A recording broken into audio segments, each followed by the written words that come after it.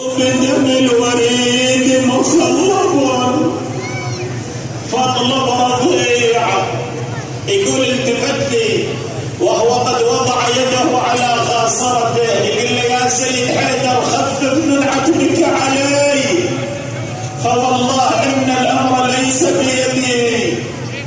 اقول له سيدي ايش صار عليك حتى من تجمع الفقره هاي ما تقدر تصبر عليها؟